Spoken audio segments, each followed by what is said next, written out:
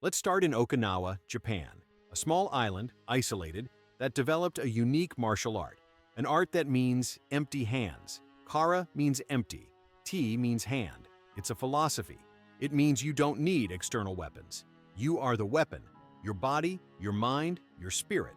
It was systematically developed and taught in the Ryukyu Kingdom before being brought to mainland Japan in the early 20th century. The techniques of karate are not just movements. They are expressions of a philosophy. Tsuki, the direct punch, is honesty. Meigeri, the front kick, is courage. Uke, the blocks, are the defense of life itself. In 1882, a man named Jigoro Kano created a revolutionary martial art. He called it Judo, which means the gentle way.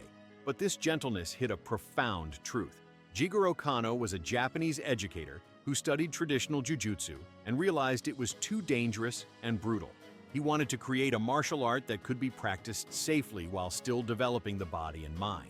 He took the best techniques from jiu-jitsu, removed the most dangerous elements, and created judo. He had a radical vision: maximum efficiency with minimum effort. He believed you don't need to be the strongest to win. You need to be the smartest. You need to understand the laws of physics, leverage, and balance. Judo has two faces: Najwaza, the spectacular throws that topple your opponent with grace and power, and Katamewaza, the ground control techniques, where you control your opponent with surgical precision. But there's a secret in judo that few people know. Before you learn to defeat someone, you learn to fall without getting hurt. It's called ukemi. It's a life lesson. Before you attack, you learn to protect yourself. Before you win, you learn to lose with dignity. In Korea, a martial art was born that celebrates human movement in its purest form. Taekwondo means the way of the foot and the fist, but it's the foot that's the star.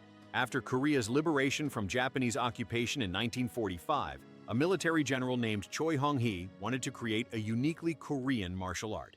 He combined elements of traditional Korean martial arts like Taekyon with Japanese karate and Tang Soo Do.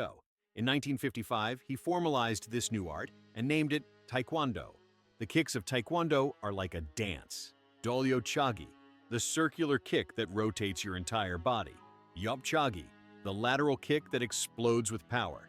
Apchagi, the front kick that is direct and honest. In Thailand, there's a martial art that is considered one of the most beautiful and devastating in the world. It's called Muay Thai, the art of 8 limbs. Your entire body becomes a weapon. You are an instrument of art and power. The techniques of Muay Thai are like poetry in motion.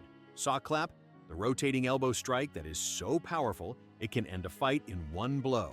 Khao Loi, the flying knee that is almost acrobatic. Teep, the front push kick that is like a living shield.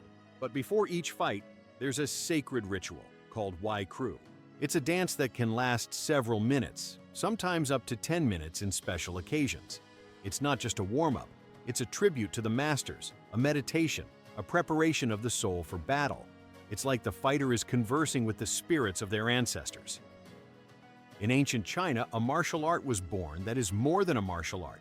It's a philosophy of life. It's called Kung Fu, which means hard work or mastery through time. And there are hundreds of different styles. Kung Fu has roots going back thousands of years in Chinese history, but it was systematically developed and refined at the Shaolin Temple, founded in 495 AD by the Indian monk Batuo. The Shaolin monks combined Buddhist philosophy with martial techniques to create a comprehensive system of combat and spiritual development. But Kung Fu is more than technique. It's about finding balance between yin and yang, between strength and softness, between aggression and defense. Masters of Kung Fu dedicate their lives to this pursuit, and some live exceptionally long lives because they found harmony. In Britain, a martial art was born that is called the noble art. It's boxing, an art that is simple in its form, but profound in its essence. Boxing evolved in 18th century England from bare-knuckle fighting into a formalized sport with rules and regulations. During the Regency era, British boxing became the most popular combat sport in the world. The sport was refined and systematized. The fundamental techniques are jab, the quick test punch that is like a conversation with your opponent. Cross, the powerful punch that is the definitive answer. Hook, that comes from the side like a wave. And uppercut, that comes from below like an explosion. But here's something amazing. A professional boxer can move 5 to 6 times per second. It's like dancing while you fight. It's like being in 2 places at once. Footwork is as important as the power of your punch. It's the difference between an ordinary boxer and a champion. In Brazil, a family called Gracie created a martial art that changed the world. An art that proved that size doesn't matter. An art that showed that technique defeats brute force. The Gracie family, led by patriarch Helio Gracie and his brother Carlos Gracie, developed Brazilian jiu-jitsu in the early 20th century. They learned from Issei Maeda, a Japanese judoka and jujutsuka who arrived in Brazil in 1914. Brazilian jiu-jitsu has a radical philosophy. Take the fight to the ground. On the ground, the laws of physics change. Leverage defeats brute force. But there's a story that changed everything. In 1993, a man named Royce Gracie entered the first UFC. He was smaller than his opponents. He was weaker, but he was more technical. And he won. He proved to the world that technique defeats brute force. That changed the world of combat forever. If you enjoyed this journey, if you were enchanted by these stories, please like this video and subscribe to the channel.